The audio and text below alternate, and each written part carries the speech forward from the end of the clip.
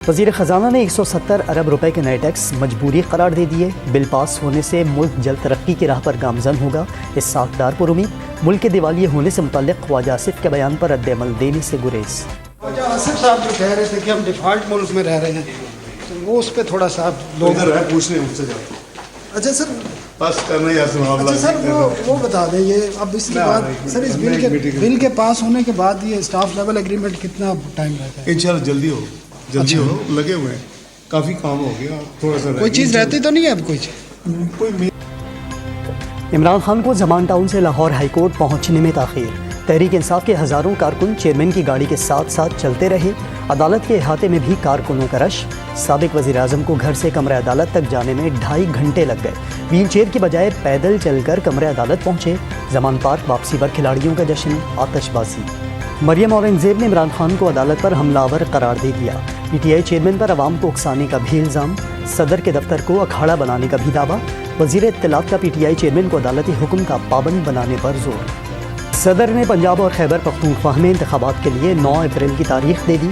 Election commission کو انتخابی act کے سیکشن 57(2) کے تحت پروگرام جاری کرنے کا مشورہ۔ گورنر اور الیکشن کمیشن 90 دن کے اندر الیکشن کی تاریخ مقرر کرنے کی آئینی ذمہ داری ادا نہیں کر رہے۔ کسی عدالتی فورم نے کوئی حکم امتناع نہیں دیا۔ صدارتی اختیار استعمال کرنے میں کوئی رکاوٹ نہیں۔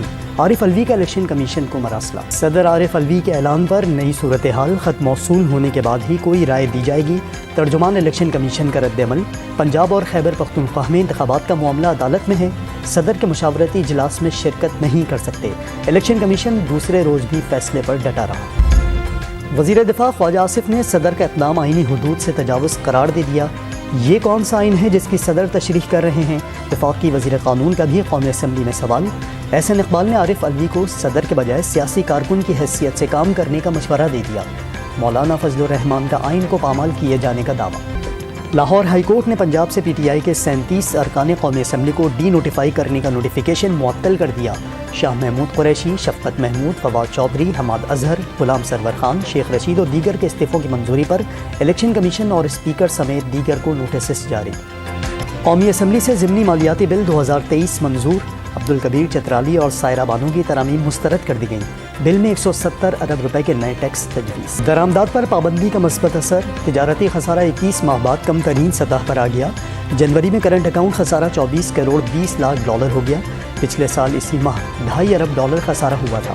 اسٹیٹ بینک کی رپورٹ۔ اسلام آباد میں خود شماری پورٹل کی افتتاحی تقریب، وزیر آئی ٹی امین الحق نے ڈیجیٹل مردم شماری کا کریڈٹ پی ٹی آئی رہنما سعد عمر اور احسن اقبال کو دے دیا۔ شفاف مردم شماری آگے بڑھنے کی بنیاد قرار۔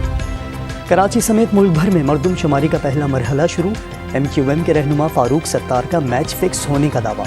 کراچی کی آبادی 4 کروڑ سے زائد قرار دے دی، شہریوں سے خود کو رجسٹرڈ کرانے کی اپیل۔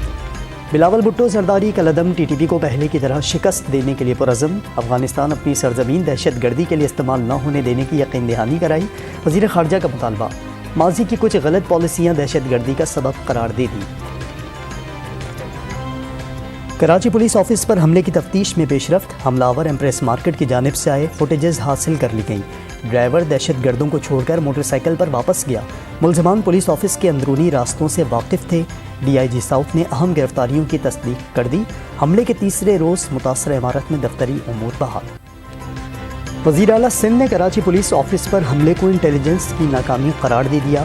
دہشت گرد خاردار تار کاٹ کر عمارت میں داخل ہوئے، عمارت میں گھسنے سے پہلے انہیں مار دیا جانا چاہیے تھا۔ مراد علی شاہ کا موقف۔ خیبر پختونخوا میں 1 سال کے دوران 1 ارب روپے کی بھتہ خوری کا انکشاف، بھتہ خوری کی رقم دہشت گردی میں استعمال کی جا رہی ہے، آئی جی خیبر پختونخوا اختر حیات کی تصدیق۔ وزیر ٹرانسپورٹ سندھ کی اوپن لیٹر پر چلنے والی گاڑیوں کے مالکان کو وارننگ، 1 ہفتے بعد اپلائیڈ فار رجسٹریشن اور اوپن لیٹر پر چلنے والی گاڑیاں ضبط کر لی جائیں گی۔